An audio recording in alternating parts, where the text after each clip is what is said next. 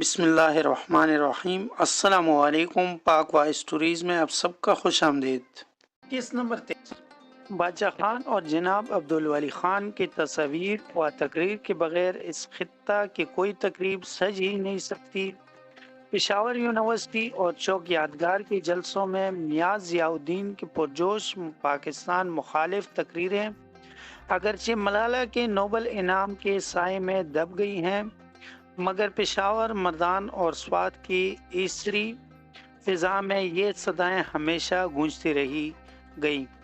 یکم اپریل 1823 عیسوی کی صبح پٹھانوں اور سکھوں کے درمیان آخری معرکہ اکوڑا کے مقام پر ہوا۔ شام تک صرف 200 یوسفزئی میدان جنگ میں تھے اور سپیر کو سکھ ہمت ہارنے لگے تو رنجیت سنگھ نے کھڑک سنگھ کو آرام کا مشورہ دیتی ہوئی خود قیادت سنبھال لی۔ چراٹ کے پہاڑوں کی اوٹ میں سورج غروب ہوتی ہی یوسفزئیوں کا لشکر بھی ختم ہوا اور سکھوں نے فتح کا جشن منایا۔ پھر 6 مئی 1836 عیسوی کے دن بالاکوٹ کے مقام پر یار محمد، دوست محمد ہوتی اور احمد خان ہوتی کے علاوہ امیر کابل کے گھوڑ سوار دستے سکھوں کے شانہ بشانہ میدان جنگ میں اترے اور غریب الوطن مسلمان مجاہدین پر حملہ آور ہوئے۔ افغان اور سکھوں کو خفیہ راستوں سے بالاکوٹ کے سرداروں نے واقفیت دلائی اور گائیڈ مہیا کیے۔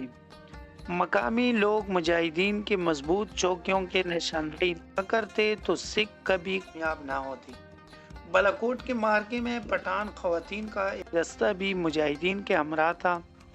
یہ وہی دستہ تھا جو اپنے گھروں سے ذاتی سامان اور زیورات لے کر معیار کے مقام پر آیا اور مجاہدین کے صفوں میں شامل ہو کر سکھوں اور پشاور کے درانیوں کے مشترکہ فوج کو عبرتناک شکست دی۔ یہ دستہ مردان کے نوابوں اور ہوتی کے قوانین کے بیویوں اور بیٹیوں پر مشتمل تھا۔ پتہ نہیں طرابلس کے مجاہدہ فاطمہ بن عبداللہ کے جذبہ شہادت پر لکھنے والے علامہ اقبال کو ہوتی کی رانیاں کیوں بھول گئی۔ شکر ہے کہ ہمارے جدید علوم سے لیس دانشوروں کا تاریخ علم محدود ہے، ورنہ وہ ان عظیم خواتین کو غیرت بریگیڈ کہہ کر اپنے دانش کی داد حاصل کرتے۔ تحریک مجاہدین کے اغراض و مقاصد اور معرکہ بالاکوٹ پر تاریخ دانوں اور تجزیہ نگاروں نے کبھی توجہ نہیں دی۔ جس طرح انگریز کبھی جنگ معاون کا ذکر نہیں کرتے، اس طرح تحریک مجاہدین کے مخالف کرنے والے علماء کے مقلدین پاکستانی سیاست کا اہم حصہ ہونے اور مسلکی اختلافات کی بنیاد پر اس تحریک کے اثرات پر لکھنے اور بولنے کی ہمت نہیں رکھتے۔ تحریک آزادی پاکستان کی بنیاد حضرت شاہ ولی اللہ نے رکھی اور دو قومی نظریہ پیش کیا۔ تحریک مجاہدین نے اس نظریے کو احساس پر جہاد کا آغاز کیا اور ابتدائی کامیابیوں کے بعد اپنوں کی بے وفائی اور ہوس پرستی کی وجہ سے یہ تحریک ایک نیا رخ اختیار کر گئی۔ سکھوں کے بعد علماء اور حکمران ٹولہ انگریزوں کا ہم نوا بن گیا، مگر جدوجہد آزادی کے متوالوں نے حب الوطنی اور غیرت ایمانی کو شمع جلائے رکھی۔ سعید احمد کی شہادت کے بعد یہ تحریک ختم نہ ہوئی۔ پنجاب، سرحد اور کشمیر کے کچھ علاقوں سمیت بلوچستان اور افغانستان میں بھی اسی تحریک کے حامیوں نے مسلح جدوجہد کی، مگر قیادت کے فقدان اور غداروں کی غداری نے ایک بار پھر کامیابی کو ناکامی میں بدل دیا۔ دوسرے افغان جنگ میں انگریزوں کا ساتھ دینے والے دستوں میں مردان، پشاور، کوہاٹ اور بنو کے قبائل برسٹ انڈین آرمی کا حصہ تھے۔